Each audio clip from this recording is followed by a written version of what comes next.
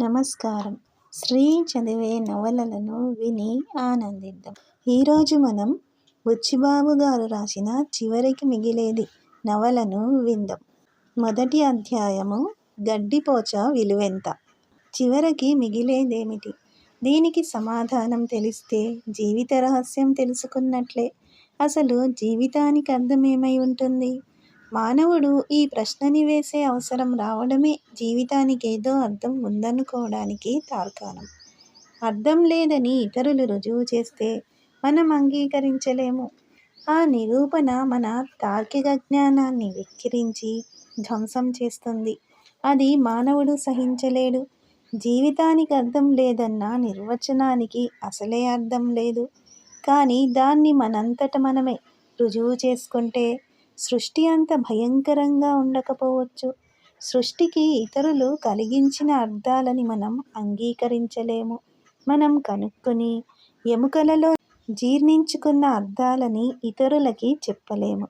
ఇతరులతో సంపర్కము వదులుకొని ఏకాంతంగా మనం తెలుసుకున్న జీవిత రహస్యాన్ని యథార్థం అని నమ్మి సమాధానపరుచుకోవడం సంఘంతో నిమిత్తం ఉన్న మనిషికి చేతకాదు కాబోలు.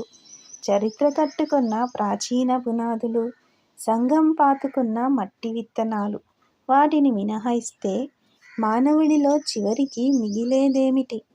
చివరికి మిగలడం పడమటి ఆకాశంలో సూర్యుడు ఎర్రగా ఆవులించి మరో ప్రపంచంలో మూర్ఛిల్లిపోతే మిగిలినవి పగటిని వదలలేక రాత్రిని వెతుక్కునే మత్తు మేఘాలు. నక్షత్రాలు భయంతో మెరుస్తున్నాయి. కాలువతోకని త్రిప్పుకుంటున్న నల్లత్రాచుల వంకర తిరిగి దూరంగా అంతర్ధానమైంది. ఆకాశం కేసి చూస్తూ ఒడ్డున గడ్డిపోచల మధ్య దయానిధి నవ్వుకున్నాడు.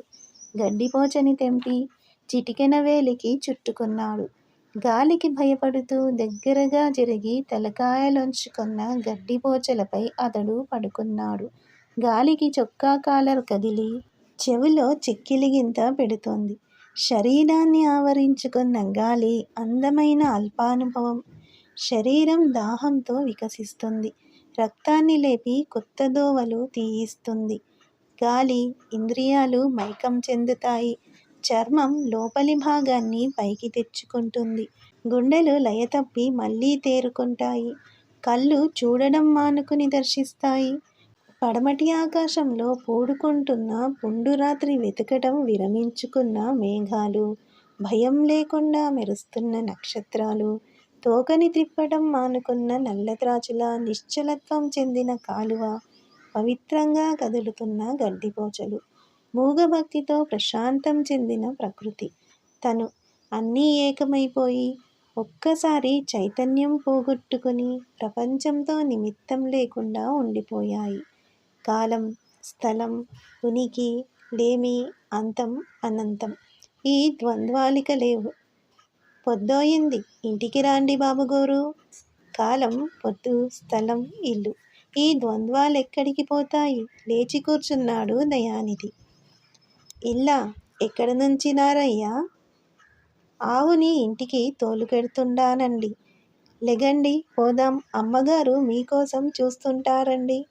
దయానిధి లేచి చొక్కా దులుపుకున్నాడు. గడ్డిపోచని తెంచి కాలువలో పారేశాడు. మధ్యాహ్నం మీరొచ్చేసిన తర్వాత ఇంటికాడ పెద్ద గొడవ జరిగిందండి. అయ్యగారు, అన్నయ్యగారు తగువులాడుకున్నారండి. అమ్మగారుంటే నేనుండను. అమ్మగారన్నా ఉండాలి, నేనన్నా ఉండాలి. ఈ కొంపలో అన్నారండి అన్నయ్యగారు. అమ్మగారిని అయ్యగారు కూకలేశారండి అన్నయ్యగారు. భూలక్ష్మి గారు 5 గంటల బండికెళ్ళిపోయారండి. భూలక్ష్మమ్మ గారొచ్చిన తర్వాత అన్నయ్యగారు మరీ తొందరపడుతున్నారండి. దయానిధి మాట్లాడలేదు. నారయ్య నమ్మకస్తుడే. తన చిన్నప్పటి నుంచి అతడు వాళ్ళింటిలో పనిచేస్తుండడం వల్ల ఇంటి గొడవలు అతనికి తెలిసినా పర్వాలేదు కానీ అతనితో ఇవన్నీ ముచ్చటించడం చిన్నతనంగా తోస్తుంది. నారయ్య, నువ్వింటికెళ్ళు, నే కాసేపుండి వస్తాగా.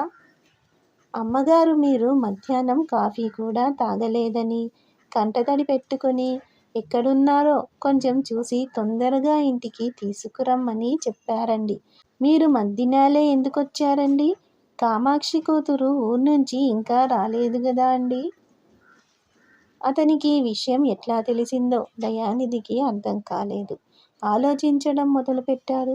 కామాక్షి చెప్పి ఉండొచ్చు, లేకపోతే అమ్మే చెప్పిందో. నారయ్య అయితే ఊరి నుంచి ఎప్పుడొస్తుందిట? సరేలే, నువ్వు వెళ్ళు, నేనలా షికారెళ్ళి ఓ గంటలో వస్తానని చెప్పు.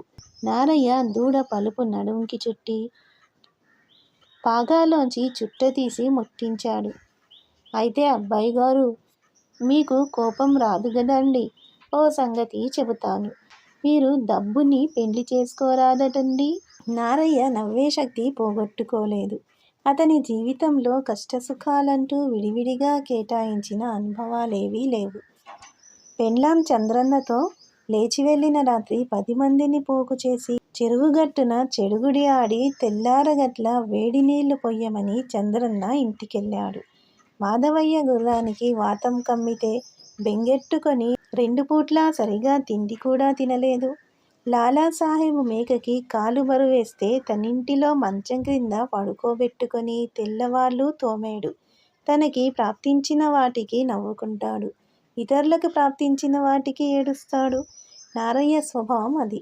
దశరథరామయ్య గారి ఇంటి వ్యవహారాలు నారయ్య మనశ్శాంతిని భంగం చేసిన అతను నవ్వుకునేందుకు కనపడ్డ బోలెడు కారణాల్లో కామాక్షి కూతురు కోసం అబ్బాయి గారు కాలువగట్టుకి రావడం.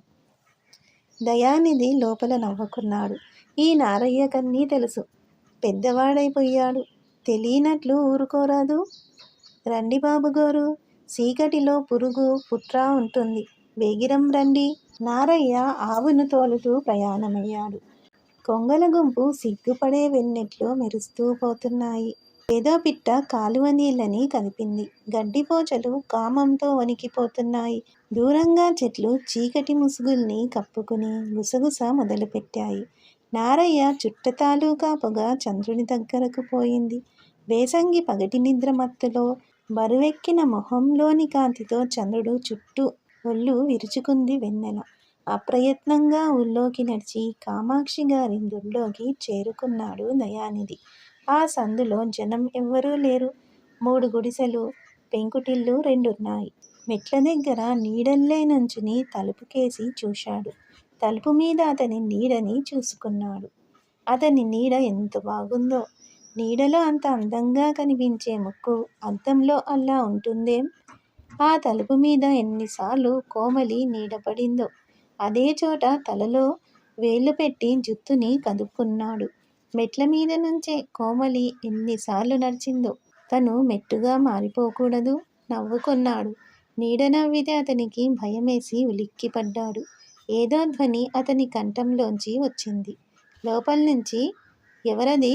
మంగమ్మ, చింతపండు తెచ్చావా? ఉండు, తలంటు పోసుకుంటున్నా. ఒక అడుగు వెనక్కి వేశాడు. ఊర్నుంచి సాయంత్రం వచ్చారన్నమాట. తలుపు బీటలో నుంచి తొంగి చూశాడు. ఏదో నేరం చేసినవాడిలా చిన్నబుచ్చుకున్నాడు. అతని వెనకాల మరో తలుపు సందులో నుంచి అతను ఇలా చూడడం మరోమారు చూస్తే ఎట్లా ఉంటుంది? మనల్ని ఎవరూ చూడడం లేదన్న ధైర్యం ఉన్నప్పుడు ఎన్నో పనులు చేస్తాం. ఎవరన్నా చూస్తే ఎలా ఉంటుందో ఊహించుకుని అవకాశం ఉన్న ఆ పనులు చెయ్యడానికి జంకుతాం. తలుపు సందు నీతి మనది అనుకున్నాడు. సందు చివర ఏదో మెరిసింది. తిండి యత్నం విరమించుకుని కాలక్షేపానికి పారా చేస్తున్న గాడిద చేస్తున్న అలజడి. అతనల్లా చూడడం చూసి ఆ గాడిద ఏమనుకుంటుందో? ఎనాటమీ ప్రొఫెసర్ మొహం అచ్చంగా దానిలా ఉంటుంది. ఎండిపోయిన ఇస్తరాకుల్ని పరామర్శ చేసి ఓండ్రించడానికి విఫలయత్నం చేసి గాడిద నిష్క్రమించింది. కొంచెం ధైర్యం చేసుకుని తలుపు సందులోంచి తొంగి చూశాడు. లోపల ఎవ్వరూ కనపడ్డం లేదు. నేలమీద నీళ్లు పడుతున్న చప్పుడు. ఇవిగో చెంబు, చెయ్యి, మోకాలు చిప్ప ఊగిసలాడడం. తలుపులో బీట కొంచెం పక్కగా కుడివైపున ఉండకూడదు. గుండెలు దడదడా కొట్టుకుంటున్నాయి. అరచేయి తలుపు మీద ఆనించిన చోట చెమట మరక పడింది. వెదుక్కుంటూ నారయ్య తన కోసం రాడు కదా కొంపతీసి. వస్తే మాత్రం ఏం?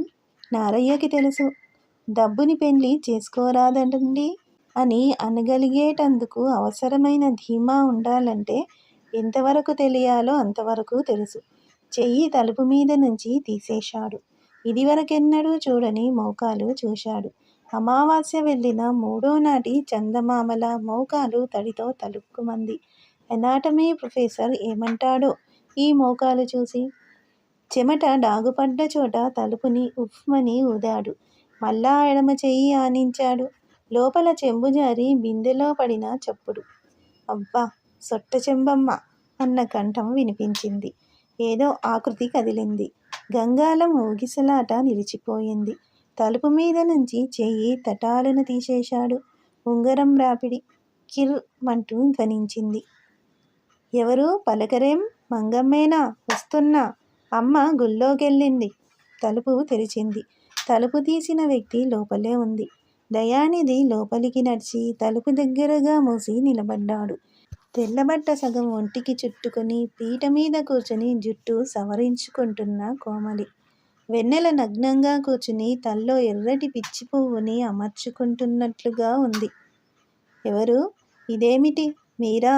అని చీరకొంగుని కుడి భుజం మీద నుంచి లాక్కుని మెడ చుట్టూ తిప్పింది. దయానిధి ఆమెను పరకాయించి చూశాడు. క్రితం వేసవి సెలవుల్లో మొట్టమొదటిసారి ఆమెను చూశాడు. తరువాత క్రిస్మస్లో. మొత్తం అంతవరకు 119 మార్లు చూడడం అతనికి గుర్తుంది. ఆమె నిజమైన సౌందర్యం ఈనాడు చూశాననుకున్నాడు. కోమలిది అన్ని సమయాలలోనూ అన్ని చోట్ల ఒకే మాదిరిగా కనబడే చక్కదనం కాదనుకుని కొంచెం విచారించాడు. పెట్టుపోతలు, సంరక్షణ, సింగారింపు ఇవన్నీ బాగా జరిగితేనే గాని ఆమెలో నిజమైన అందం బహిర్గతం కాదు. వాళ్ళమ్మ మా అమ్మాయి మొన్ననే రజస్వలైందంటుంది. కానీ కోమలికి 16 ఏళ్ళు నిండాయి. అయినా ఆమె ఎదగడం పూర్తి కానట్లుగానే ఉంటుంది. సన్నటి పొడగాటి చేతులు, మొనలన్నీ సర్దుకోని భుజాలు, మరో శరీరానికి ఉద్దేశింపబడిన దానిలా కనబడే సన్నటి నడుం, సన్నగిలటం మానుకుని వ్యాపించిన చోట ఏ చీర పడేసిన చిలక్కొయ్యలా పట్టుకునే వంకర వికసించడం ప్రారంభించినట్లుగా ఉండి స్ఫుటమైన ఆకృతి తెచ్చుకుని మగపిల్లాడి రొమ్ములు, పూర్ణచంద్రుడికి అడ్డం వచ్చిన పల్చటి మేఘం లాంటి మెత్తటి శరీరఛాయ. ఈ కోమల్ని చూస్తూ కూర్చోవడం దయానిధికి ఒక ఉత్కృష్టమైన అనుభవం. అన్ని ఆకర్షణీయమైన శరీర అవయవాలున్నప్పుడు ప్రత్యేకం దేనికేది చూడాలో అతను నిర్ణయించుకోలేడు. అంగనిర్మాణం సగం సగం చేసి దైవం ఊరుకున్నట్లుగా ఉంటుంది.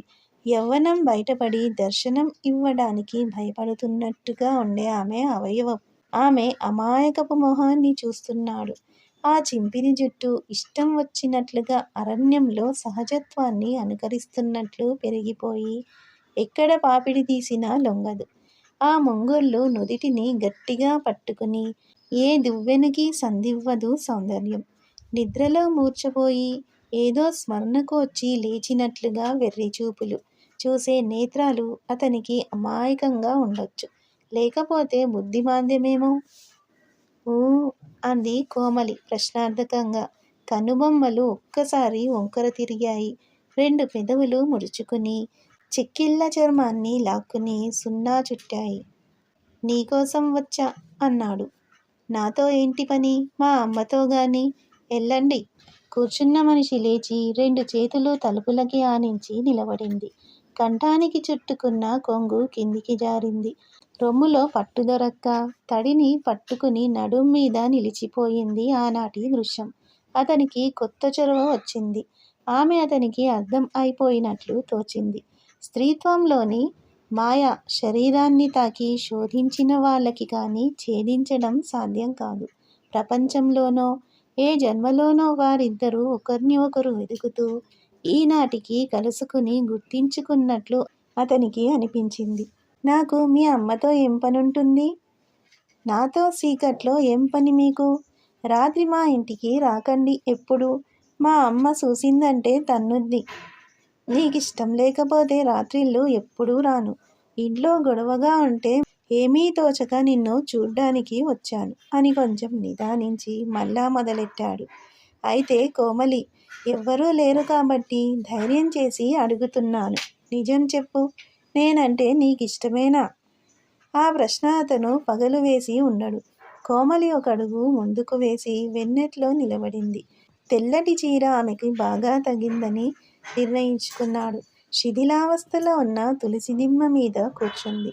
అతను చీర మడతలు లెక్క పెడుతున్నాడు. శరీరంలో వంపు ఉన్న చోటులో 15 మడతలు జమకొచ్చాయి. అల్పమైన మనిషి ఒంటిని తడిని కూడా ఆర్పుకోలేని నీరసించిన శరీరం. ఊ అంటూ పెదవుల్ని సున్నా చుట్టింది. ఇష్టమంటే? అతను ఆమె వైపు నడిచాడు. లేచి దూరంగా వెళ్ళింది. అమ్మో, దగ్గరగా రాకండి, ఆ అమ్మ చూస్తే తన్నుద్ది. ఇష్టమంటే నీకు తెలీదు? నాతో ఉండాలని ఉంటుంది. ఉండదు. పోనీ నేను నీతో ఉంటే నీకు సరదాగా ఉంటుంది అంటే? కోలగా నవ్వింది. చందమామ సిగ్గుపడి మేఘాన్ని ముసుగేసుకుంది. వేలు లేకుండానే ఉద్భవించి వృద్ధి పొందిన లతల పల్చగా నవ్వింది. ఏది మళ్ళా నవ్వు? నాతో నవ్వుతాలేమిటి? మీరు బ్రాహ్మలు, పెద్దవాళ్ళు. పెద్దవాళ్ళతో స్నేహం నీకిష్టమేగా? భయం ఎందుకు? మీరు గొప్పోరు. ఇన్నిసార్లు మా ఇంటికొచ్చారు. మాకోసరం ఏమన్నా తెచ్చారా? మీ అమ్మ అడగమందా? చీపాడు. మాకట్లాంటి వృత్తి లేదు. అట్లాంటివన్నీ మీ వాళ్ళల్లోనే. అట్లాంటి మాటలనొచ్చా? మీరనొచ్చు నేం? అవును మరి. లేకపోతే డబ్బు విషయం ఎందుకు? డబ్బిస్తే నన్ను ఉండనిస్తావా? ఏం మాటలవి? ఊరుకుంటున్నాననా? వెళ్ళండి. మా అమ్మొచ్చిందంటే మాట దక్కదు. మీ ఎదవ డబ్బు మాకేమీ అక్కర్లేదు. అప్పుడే కోపమే? పోనీ రేపు సర్కస్కి తీసుకెళ్తా, వస్తావా? ఎందుకు లంచం? మీ నాన్నగారిలా మేం లంచాలు తీసుకోము. మా నాన్న లంచం విషయం నీకెట్లా తెలుసు? చెప్పుకుంటారు, కృష్ణమాచారి అన్నాడు. అవన్నీ నువ్వు నమ్మకూడదు. సరదాగా మనిద్దరం కలిసి సర్కస్ చూసి వద్దాం. రేపు వస్తావా? నేను రాను. సర్కస్లో పుళ్ళు, సింహాలు ఉంటాయి. నాకు భయం. నన్ను తీసుకెళ్లేందుకు మీ దగ్గర డబ్బెక్కడిది? మీ నాన్న ఇస్తేగా. అతని దగ్గరగా వెళ్ళి చూపించు జేబు అని చొక్కాలో చెయ్యి పెట్టి గాలించి బయటకు తీసింది గడ్డిపోచని. ఇదేంటి? చీ పాడు, గడ్డి దాచుకో అని అతని ఒంటి మీద పారేసింది. దాన్ని తీసుకుని ఆమె చేతిని గట్టిగా పట్టుకుని గడ్డిపోచని తల్లో పెట్టబోయాను. ఆమె శరీరాన్ని అతను ముట్టుకోవడం అదే మొదటిసారి. అతని కోసం సృష్టించబడిందని ఇంద్రియాలు రుజువు చేస్తున్నాయి. స్పర్శతో అతని శరీరం కంపించిపోయింది. సముద్ర కెరటాలపై నురుగు మంటలుగా లేచి ఆకాశాన్ని ఆవరించుకుంటే మళ్ళా ఆ జ్వాలని ఆర్పేటందుకు ఆమె శరీరాన్నే తాకాలేమో అనిపించింది. అతని చేతిని విదిలించి పారేసింది. గడ్డిపోచని 2 ముక్కలు చేసి అతని మొహాన్ని కొట్టింది. గడ్డి నోట్లో పెట్టాలి, కానీ తల్లో కాదు అంది. ఆ వాక్యంలో ఉన్న అర్థం అతనికి బోధపడలేదు. అర్థపూరితమైన భాష ప్రయోగించే సంస్కారం ఆమెకి లేదని అతనికి తెలుసు. అందులో ఎంతో వెక్కిరింపు, కసి ఇమర్చగలిగింది. అతనికి కోపం వచ్చింది. నరాలు లాగేస్తున్నాయి. రక్తం మార్గాలు తప్పి పొర్లి పొంగిపోతుంది. ఏమీ జరగదు. భయపడిపోయింది అతని శరీరం. దేనికి కదలకుండా రివ్వున కదిలిపోయే బాణంలా ఇంద్రియాలన్నీ సాగిపోతున్నాయి. ఎక్కడికి? అన్నీ నీటి కాలువలు, నదులు కష్టసుఖాలలోంచి ప్రవహించి మహాసముద్రంలోకి చేరుకుని నిశ్చలత్వంలో పరిపూర్ణతని పొందుతాయి. వాటికి విముక్తి ఉంది. అతనికి శరీరంపై యవ్వనం దౌర్జన్యం చేసి అధికారం చెలాయించగలదు, కానీ విముక్తి ఇవ్వలేదు. 2 ఆకుపచ్చ గాజులు కలుక్కుమన్నాయి. ఎవరో తలుపు కొట్టిన చప్పుడు తలుపు సందులోంచి ఎవరో రహస్యంగా చూస్తున్నట్లు. ఎవరో అతన్ని చూస్తే ఏం భయం? ఈ ప్రపంచంలోని జనమంతా ఒకరి వెనుక ఒకరు క్యూలో మాదిరిగా నిలబడి మనిషి మనిషికి మధ్య తలుపుల్ని అమర్చి ప్రతివాళ్ళు తలుపు సందులో నుంచి చూస్తూ నిలబడితే ఎంతమంది సృష్టి రహస్యాన్ని తలుపు సందులోంచి శోధించడం మానేస్తారు? ఏ ఒక్కడో చూడడం మానేసి వెనక్కి తిరిగి నిలిచిపోతే ఏమవుతుంది? అర్థం కాక కొందరు విసుగెత్తి కొందరు చూడడం మానేస్తారేమో, కానీ చూస్తే ఏమీ లేదనుకుని ఎవ్వరూ మానేయరు. కోమలి వెళ్ళి తలుపు తీసింది. ఎవరూ లేరు. వెళ్ళండి, నాకు పనుంది. ఎప్పుడూ రాకండి. అంతే. ఊరికే వచ్చి చూసిపోకూడదు? చూసేందుకు ఏముంది? ఉత్తుత్త చూపులేగా. నాకవే చాలు. అంతకంటే ఏమీ అక్కరలేదు. ఇంతలో మరో వ్యక్తి లోపలికొచ్చాడు. తలకి చుట్టుకున్న టర్కిన్ తువ్వాలు విప్పి దులిపి భుజాన వేసుకున్నాడు.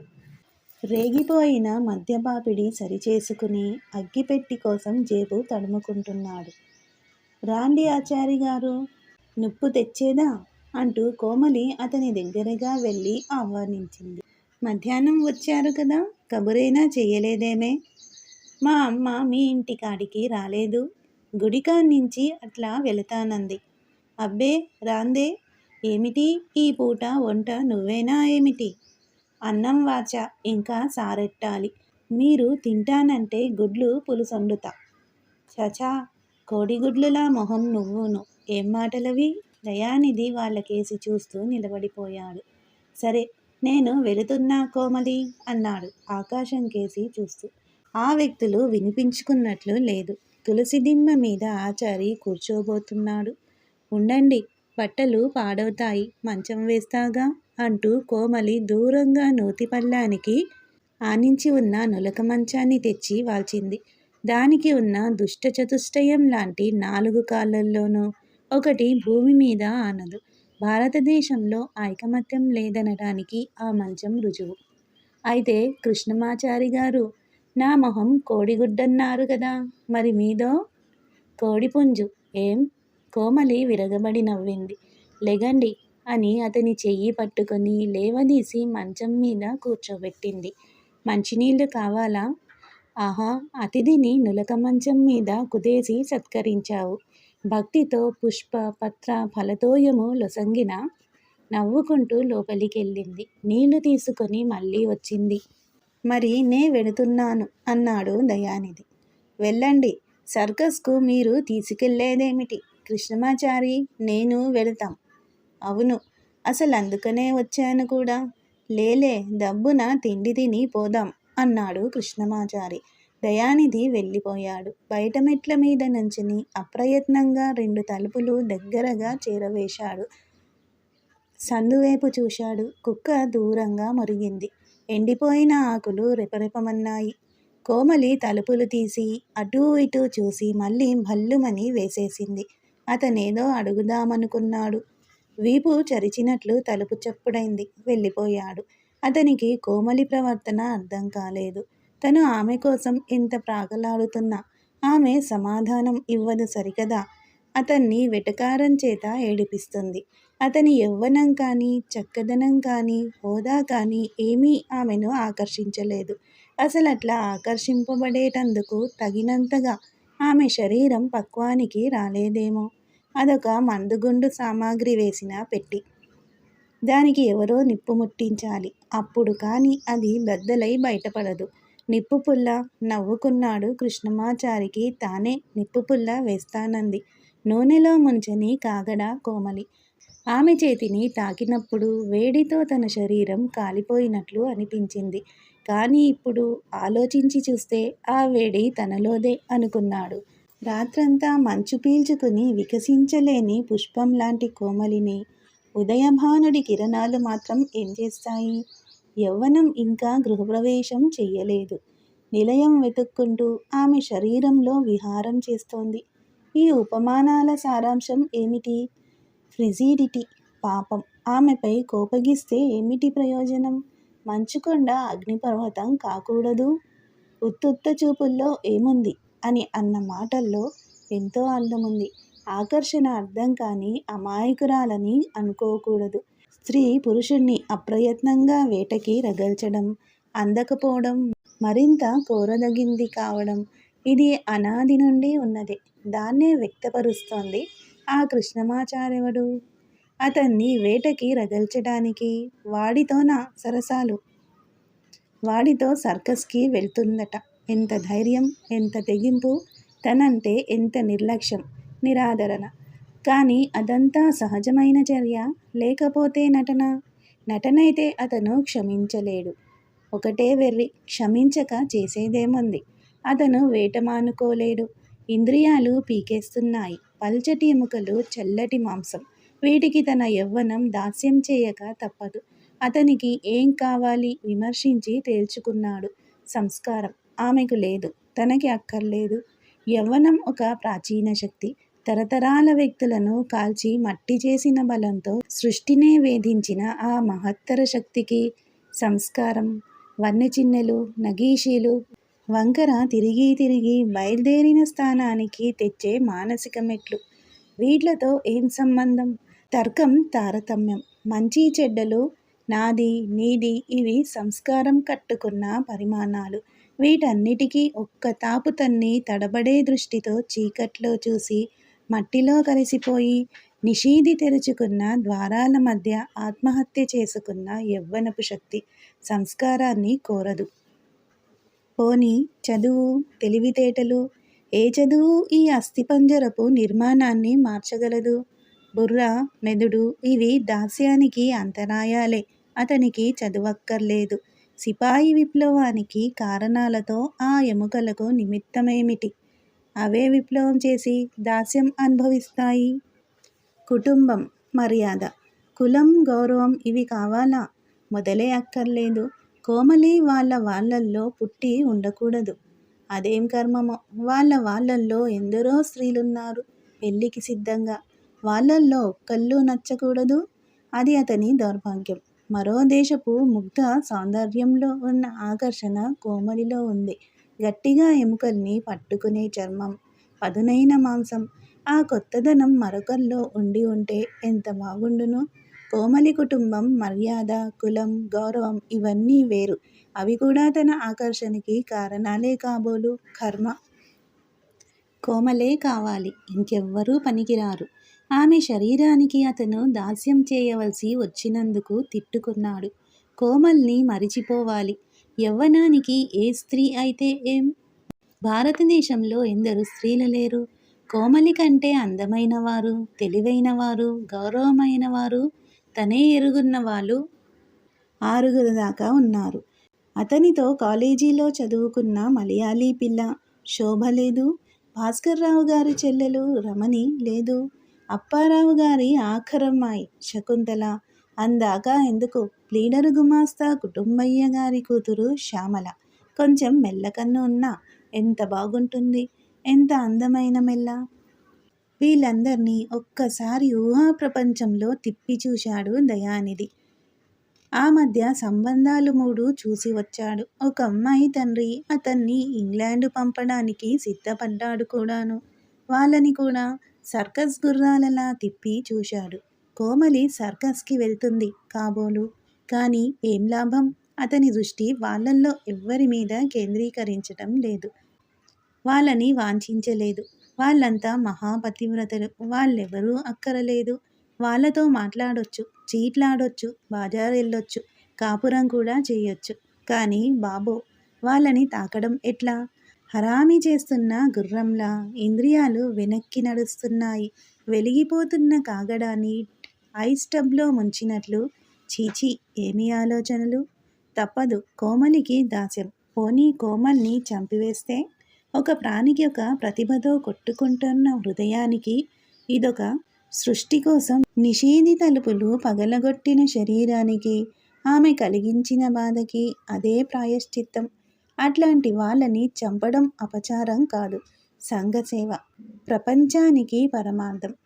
పాపం, ఆవలించడం కూడా చేతకాని అమాయకురాలు. కోమల్ని అని ఏం లాభం? కోమలితో ఈ ప్రపంచానికి నిమిత్తం ఉంది.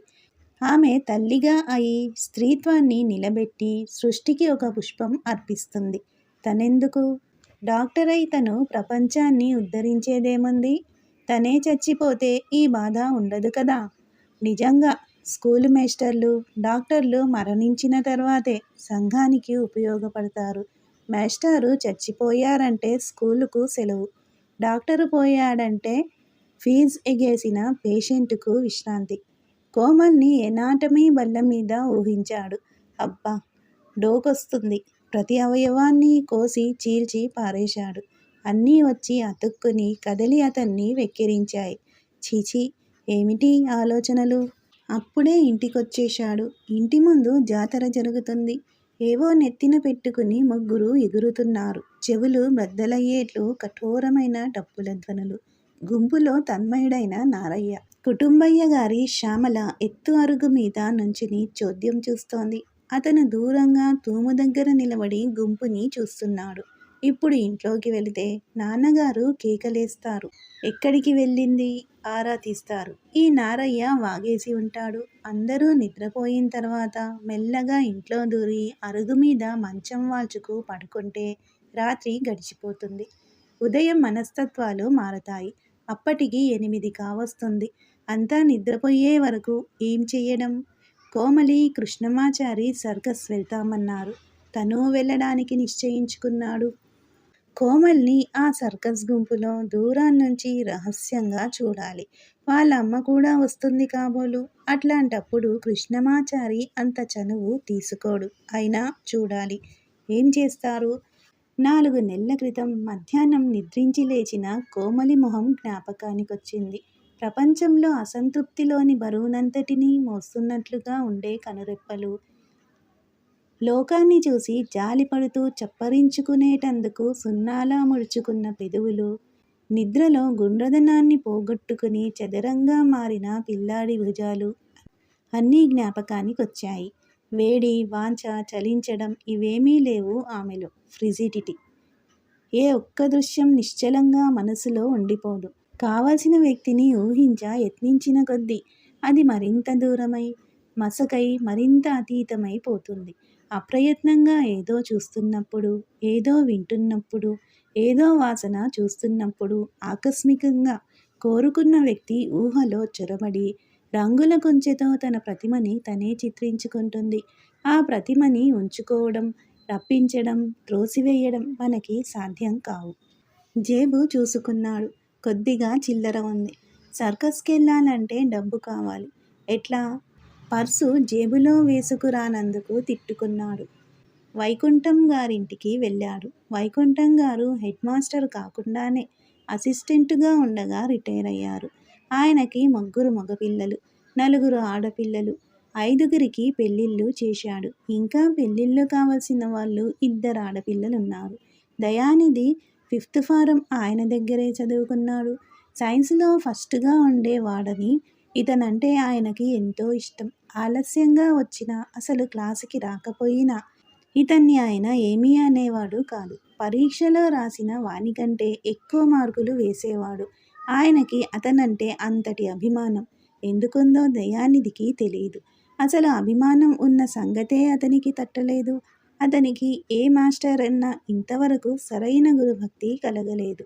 ఎవ్వరూ అతని హృదయానికి దగ్గరగా వచ్చిన వాళ్ళు లేరు.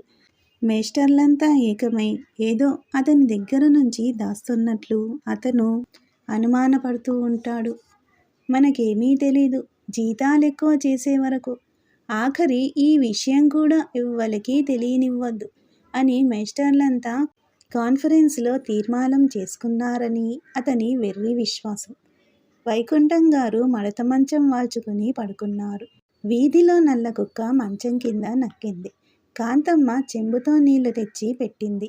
రాధ వెన్నెల్లో తన నీడలో ఆడుకుంటోంది. రావోయి నిధి, రా. ఏమిటి, భోజనాలయ్యాయా? షికారు బయలుదేరినట్లున్నావు. గోపాలం, దీపం లోపలికి పట్టుకుపో. గోపాలం నూనె లేక తన్నుకులాడుకుంటున్న ల్యాంతర్ని లోపలికి పట్టుకెళ్ళాడు. ఇంకా లేదండి మాస్టారు, ఇంట్లో ఏమీ తోచక. అవునవును, మద్రాసులో చదువుకుంటున్న యువకులకి ఈ ఊళ్ళల్లో ఏం తోస్తుంది? మీ నాన్నగారు క్లబ్ నుంచి వచ్చారా? తొయ్యకేమండి, పుస్తకాలు, చదువు, క్లబ్బు, స్నేహితులు. కాలువగట్టు ఎంతో హాయిగా ఉంటుంది. పైగా సర్కస్ ఒకటొచ్చిందిగా, వెడదామని బుద్ధి పుట్టింది. మీరు చూశారా? 2 భార్యల్ని భరాయించే అప్ టు డేట్ భర్త లాంటిది కాదు ఈ మంచం. ఒరేయ్ గోపూ, ఆ కుర్చీ ఇలా లాక్కురా. నా హెడ్ మాస్టరీ లాంటిదే దాని బ్రతుకును. మీకేమండి, కీర్తి సంపాదించారు. మేస్టారికి బ్రతికుండగా కీర్తి రాదు. ఆ మాటకొస్తే చచ్చిన తర్వాత కూడా రాదు. రిటైర్ అయిన తర్వాత దివంగతుడైతే కనీసం సెలవైనా ఇవ్వరు అని అతనే నవ్వుకున్నాడు. అయితే మాస్టారు, మొత్తం మీద మీరు మేస్టర్గా పనిచేసినందుకు మీకు గర్వంగా ఉందా? అసలు జీవించినందుకే గర్వంగా ఉందనుకుంటాను. ఏమిటి? నువ్వు అందరిలోనూ అడగకూడని ప్రశ్నలు అడుగుతున్నావు. ఏం కథ? కొంపదీసి డాక్టర్ చదువు చాలించి మేస్టర్ అవుతావా ఏమిటి? దయానిధి నవ్వాడు. లేదండి, డాక్టరుగా ఉంటే మేస్టరీ వృత్తి జోడించొచ్చు. పైగా ఈ రెండు వృత్తులకి ఇంకా దగ్గరగా సంబంధం ఉందిలేండి. మేస్టర్లు నేడు బోధించే బోధన వల్ల పిల్లలందరూ పెద్దవాళ్ళు కాగానే పేషెంట్ల కింద మారిపోతారు అని ఇంకా వాక్యం పూర్తి కాకుండానే వైకుంఠం గారు అందుకుని, అవును, ఆ పేషెంట్లని నేటి డాక్టర్లు అధమం జబ్బు పేరైనా చెప్పకుండా పైలోకానికి రవాణా చేసేస్తారు పూర్తి చేశాడు. మేస్టారు, మీకు ఈ లోకం పరలోకం అంటూ ఉన్నాయని నమ్మకం ఉందన్నమాట. అయితే జీవితానికి అర్థమేమిటంటారు? వైకుంఠం గారు లేచి నిలబడ్డారు. ఎవరో కొంటెపిల్లాడు ఆయన పాగా లాగేసినట్లయింది. చూడు, ఇట్లాంటి ప్రమాదకరమైన ప్రశ్నలు ఇంటి దగ్గర నలుగురు వింటుండగా వేయకూడదు, తెలిసిందా? అంటూ దయానిధి భుజం మీద చెయ్యి వేసి లేవదీయబోయాడు. ఇద్దరూ 2 అడుగులు ముందుకు వేశారు. ఇలాంటి ప్రశ్న వెయ్యవలసిన అవసరం ఏమొచ్చింది నీకు ఇంత చిన్న వయస్సులో? అడగడం తప్పుగా తోస్తే నన్ను క్షమించండి. అది కాదు నిధి. సృష్టిని గురించి ఒక వ్యక్తి ప్రశ్నలు వేశాడంటే ఆ వ్యక్తి జీవితంలో ఏదో లోపం ఉందన్నమాట. గొప్ప రాజకీయ సంఘటనలు వంటింట్లో జనిస్తాయి. గొప్ప వేదాంతపు ఉద్యమం పడకటింట్లో పుడుతుంది. మరిచాను, నీకింకా పెండ్లి కాలేదుగా?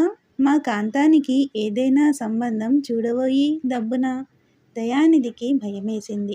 అతన్నే చేసుకోమంటాడేమోనని మాట తప్పించటానికి ప్రయత్నించాడు. ఇంతకీ నా ప్రశ్నకి సమాధానం చెప్పారు కారు అన్నాడు. నీ పెళ్ళి కాని తర్వాత అడుగు, చెబుతాను.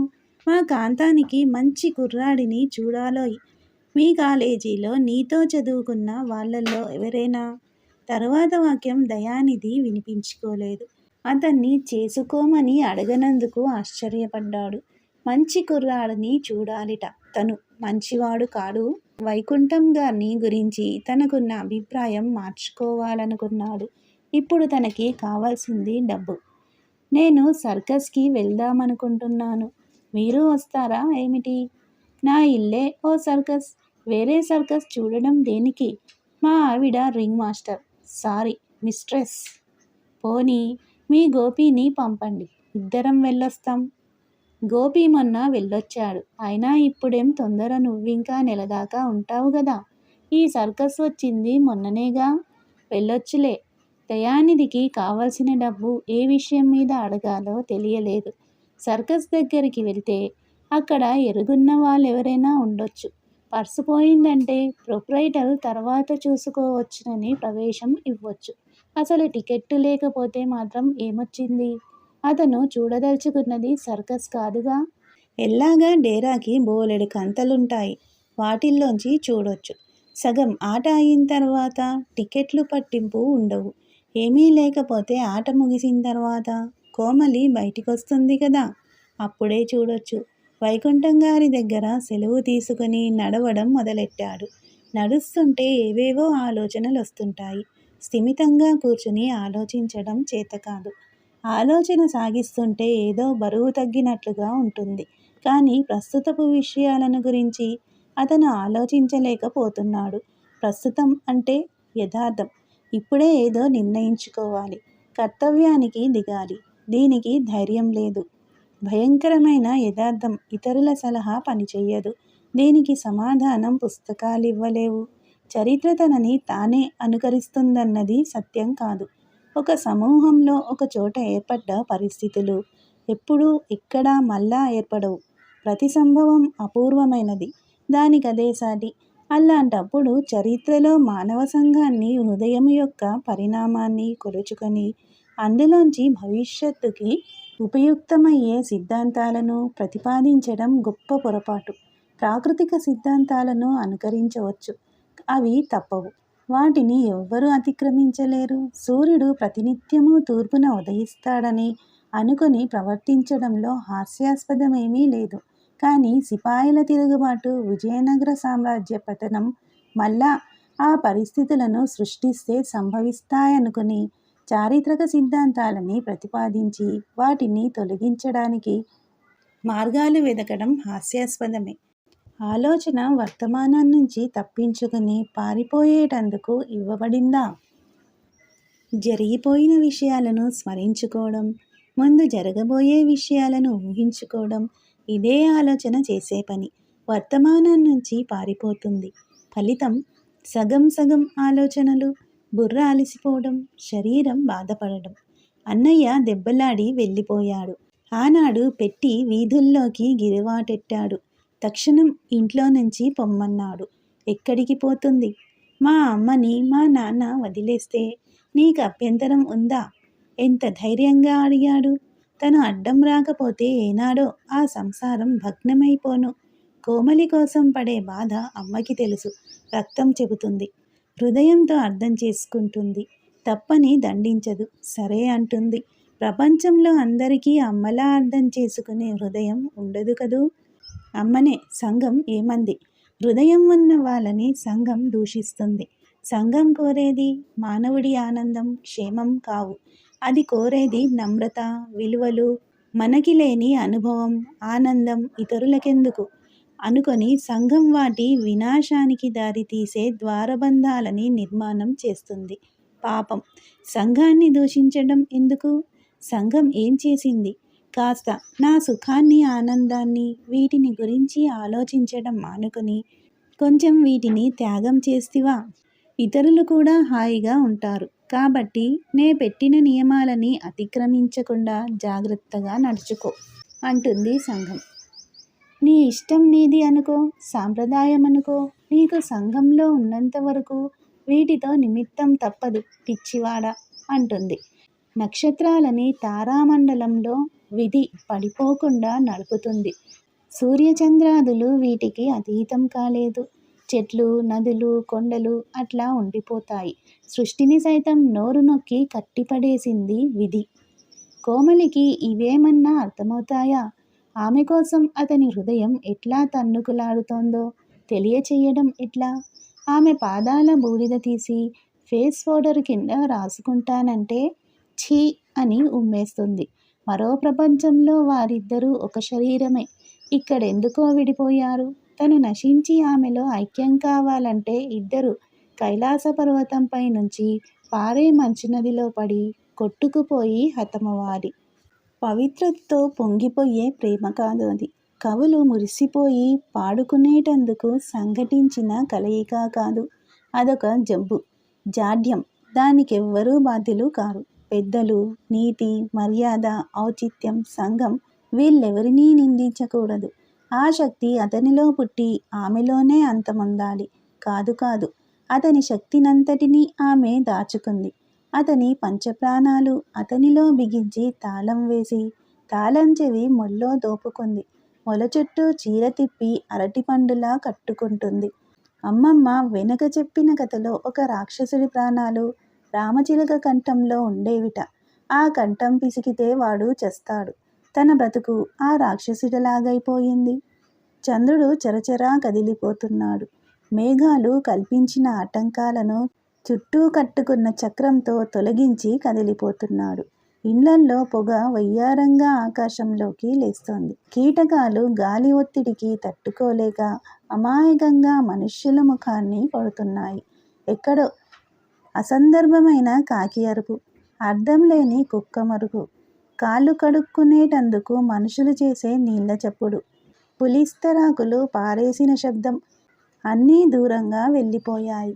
దూరంగా సర్కస్ బ్యాండు గుడిగంట చప్పుడుని ముంచివేస్తోంది. సన్నగిలిన దీపాలు, గుంపులు మాట్లాడుకుంటున్న చప్పుడు. మానవ బృందం కులాసా కోసం గుమిగూడింది. ఈ సమూహంలో కోమలి కనిపించలేదు. ఆజానుబాహు కృష్ణమాచారి కూడా లేడు. లోపల ఎక్కడో ఉంటారు. కామాక్షి కూడా లేకుండా వాళ్ళిద్దరినీ ఒంటిగా పంపుతుందా? లోపలికి దయచెయ్యండి బాబు. తానెవరైంది ఆ ప్రొప్రైటర్కి ఎట్లా తెలిసిందో? అబ్బే, సర్కస్కి వద్దామని రాలేదు. ఊరికే షికారు బయలుదేరాను. నాన్నగారు రాలేదు. ఇవాళ మోటార్ సైకిల్ జంప్ కూడా ఉంది. పోనీ కాసేపు కూర్చుని పోండి. నాన్నగారికి కాంప్లిమెంటరీ వచ్చి ఉంటుంది. లేకపోతే ఉచితంగా రమ్మంటాడా? లోపలికి వెళ్ళి కూర్చున్నాడు. అరుగో డాక్టర్ గోపాలరావు నాయుడు భార్య, వాళ్ళ అబ్బాయి కూడా వచ్చారు. రెండో అబ్బాయి ఇప్పుడు ఏం చేస్తున్నాడో. దూరంగా పులి గర్జిస్తోంది. చుట్టూ చూశాడు. ఎక్కడా వాళ్ళొచ్చిన జాడలేదు. తనని భలేదగా చేశారు. ఇంట్లో మాత్రం ఒంటరిగా ఎందుకుంటారు? వాళ్ళ అమ్మ కూడా ఉంటుందిగా. అబ్బా, లోపల ఉక్కగా ఉంది. గాలి లేదు. డేరాలో పైనున్న చిల్లులలోంచి నక్షత్రాలు కనిపిస్తున్నాయి. ఈ నక్షత్రాలని కానీ ఖర్చు లేకుండా అందరూ చూడవచ్చు కదా. కోమలి వాటికేసి చూస్తూ కూర్చుంటుంది కాబోలు. ఆమె నేత్రాలే మబ్బు మధ్య మెరిసిన నక్షత్రాలు. తెల్ల చీరే చంద్రుడిపై నుంచి పచ్చగా కదిలిన మబ్బు. ఇలా పోల్చుకుంటూ వర్ణనలతో ఎంతకాలం తృప్తి పడటం? భాష, భావాలు, ఊహ ఉండబట్టి గాని, లేకపోతే మూగబాధ ఎంత చెడ్డది. ఊహించుకుని తృప్తి పడకపోతే వాంఛ మనిషిని హరించేస్తుంది. గాలి కోసం అప్రయత్నంగా బయటికొచ్చాడు. ఇంకా ఆట ఆరంభం కాలేదు. వాళ్ళు ఈ పాటికి వస్తూ ఉంటారేమో. గేటు దగ్గరే నుంచుంటే తప్పకుండా కనబడతారు. మారువేషం వేసుకుంటే తప్ప. ఏమో, వాళ్ళు ఎంతైనా తగుదురు. కృష్ణమాచారి నాటకాలలో ఆడవేషం వేసేవాడుట. ఎవరు చెప్పారు చెప్పమా? కోమలికి లాగు చొక్కా వేస్తే అచ్చంగా కుర్రాడిలా ఉంటుంది. కానీ ఆ జుట్టుని ఎక్కడ దాచుకుంటుంది? నీకు నాకు మధ్య నీడలా పడిన నిషీదిని జుట్టులా. ఎక్కడిదో ఈ భావం. భావాలు చాలా విచిత్రమైనవి. మన సొంత భావాలు ఎవరివోలా కనిపిస్తాయి. ఎవరో చెప్పినవి మన సొంతంలా కనిపిస్తాయి. నిజంగా కొత్త భావాలంటూ లేవు. ఆకలి, నిద్ర, దాహం, ఆకర్షణ, అసంతృప్తి, జీవితంపై మమకారం, అందరికీ ఇవి సమానమే. కొత్తవి ఎట్లా వస్తాయి? భావాలు మానవులందరినీ ఏకం చేస్తాయి. వాటిని చెప్పడంలో ప్రయోగించే వివిధ భాషలు మానవుల్ని విడదీస్తాయి. ప్రాణంపై తీపి తీసుకోండి. చావడానికి ఎవరూ ఇష్టపడరు. చచ్చిపోయిన తర్వాత కూడా బ్రతకాలన్నంత తీపి. దానికోసం మరో లోకం, స్వర్గం, స్వర్గానికి అధిపతి ఆత్మ. అక్కడికి చక్కా పోయి శాశ్వతంగా ఉండడమో, లేకపోతే మళ్ళా కొన్ని జన్మములు ఎత్తి మానవ జన్మమే ఎత్తాలి. మళ్ళా ఆత్మని శుద్ధం చేసుకుని మళ్ళా పైకి పోయి పరమాత్మలో ఐక్యం కావటం. అన్నిటినీ కల్పించుకుంది. జీవితంపై మమకారం. అంతేకాదు, ఈ జీవితం అంతా అసత్యం. శరీరం మాయ, బ్రతుకు కల. పరమాత్మలో జీవాత్మ ఐక్యం కావడం సత్యం అని నమ్మమని చంపుకు తింటుంది ఈ మమకారం. శరీరంపై శరీరాన్ని సైతం త్యాగం చెయ్యమని ప్రబోధించేటంతటి మమకారం ప్రాణానికి ఈ మతాలు, ఈ దేవుళ్ళు, ఈ ఆదర్శాలు, భాష కల్పించినవే కదా పాపం. ఈ భావాలే యథార్థాలని నమ్మి తృప్తి పడతారు అమాయకపు మానవులు. కోమలి శరీరం మట్టి, హృదయం భ్రమ, ఉనికి మాయ. స్థలంలో లేదు, సమయంలో లేదు. ఆమెను గురించి భావాలే తనకి గోచరించే యథార్థం. భావాలు లేకుండా బుర్ర మాత్రం ఉంటే ఎంత హాయిగా ఉండును. అదిగో వస్తున్నట్లున్నారు. అబ్బే కాదు, వాళ్ళెవరో మాయాసంఘంలో సంసార కూపంలో పడి జంతుజాలంతో ప్రకృతితో ఉండే బాంధవ్యాన్ని వదులుకున్న ఒక మనుషుల జోడ. మళ్ళా ప్రాచీనత్వాన్ని పొందడానికి సర్కస్కి వస్తున్న దుస్తులలో జంతువులు. ఆకలేస్తోంది, సోడా తాగాలి. ఆకలి, దాహం, ఆలోచన పూర్తి కాగానే నీరసం. నాలిక పీక్కుపోవడం, బుర్ర వేడెక్కి మెద్దలు కావడం. ఆకలి, దాహం, ఆలోచన యుగయుగాలుగా పెరిగి రంగు పంపించుకొని పుష్పించిన రోజా పుష్పం కోమలి అధరాలు. యుగయుగాలుగా కొండ శిఖరాలపై మంచు కురిపించి మత్తెక్కిన చంద్రబింబాలు కోమలి నేత్రాలు. అనంతం నుంచి ప్రళయంలో ఉద్భవించి మూగదైపోయిన ప్రపంచం వృధా కోమలి కంఠధ్వని. ఆకలి, ఆలోచన. ఇక్కడున్నారటండి అబ్బాయి గారు. వెనక్కి తిరిగాడు. ఏం నారయ్య, నువ్వొక్కడివేనా? మీకోసం బజారంతా వెతికానండి. కాలువ కాడికెళ్ళాను, కామాక్షి ఇంటికెళ్ళాను. కోమలి ఉందా? ఉండకెక్కడి పోద్దండి, తొంగుంది. ఆఖరికి వైకుంఠం గారు చెప్పారండి, సర్కస్ కాడకెళ్ళావని అంత హడావిడి దేనికి నారయ్య? ఏం చెప్పనండి. అన్నయ్య గారెళ్ళిన కాడ్నించి అమ్మగారికొకటే ఆవేశం, గుండెదడ. మిమ్మల్ని దబ్బున తీసుకురమ్మన్నారండి. మళ్ళా ఫిట్స్ వచ్చిందా? కావునునండి. మాట్లాడటం లేదండి. నాన్నగారు డాక్టరు కోసం వెళ్ళి మిమ్మల్ని తొందరగా రమ్మన్నారండి. బండి మీదెళ్ళండి. నేనల్లాగెళ్ళి తేనె తీసుకొస్తానండి. నారయ్య, అయితే కామాక్షి ఇంటికెందుకెళ్ళావు? అమ్మ వెళ్ళమందా? వాటికేంలేండి. ముందు తొందరగా కదలండి బాబూ. దయానిధి ఇంటివైపు నడవడం మొదలెట్టాడు. అన్నయ్య ఊరికెళ్ళటానికి అమ్మకి ఫిట్స్ రావడానికి సంబంధం లేదు. ఫిట్లు అప్పుడప్పుడు వస్తూనే ఉంటాయి. రక్తం తక్కువ, నరాలకి పటుత్వం తక్కువ. ఎప్పుడూ ఏదో ఆలోచించి ఏదో ప్రమాదం తెచ్చిపెట్టే మెదడు తమ సొంతంగా తయారు చేసుకున్న మందులు తప్ప డాక్టర్లు ఇచ్చిన మందులు పనికిరావు కదా. ఇంట్లో గొడవలు తను తెచ్చిపెట్టుకున్నవే. వయస్సు మళ్ళింది. హాయిగా పేచీ లేకుండా సంసారం చక్కబెట్టుకోరాదు. తండ్రి సంపాదిస్తున్నాడు. పెద్ద కోడలు కాపరానికొచ్చింది. ఇప్పుడైనా తన జీవితాన్ని ఒక మార్గంలో పడేసుకుని ఒడిదుడుకులు లేకుండా నడుపుకోరాదు. ఎన్ని ఉపన్యాసాలిచ్చారు, ఎందరెందరు ఎన్నెన్ని చెప్పి చూశారు, ఎంత బెదిరించారు, తిట్టారు, ఇంట్లోంచి పంపివేస్తామన్నారు. గోవిందరావు గారు, ఏరా, అమ్మని పంపించేస్తే నీకిష్టమేనా అని అడిగాడు. ఎంత తెగింపు! అన్నయ్య సరే అన్నాడుట. నాన్నకి అర్థం కాక పంచెలో మొహం దాచుకున్నాడు. తను వీల్లేదు అనగలిగాడు. ఎక్కడికి పోతారు?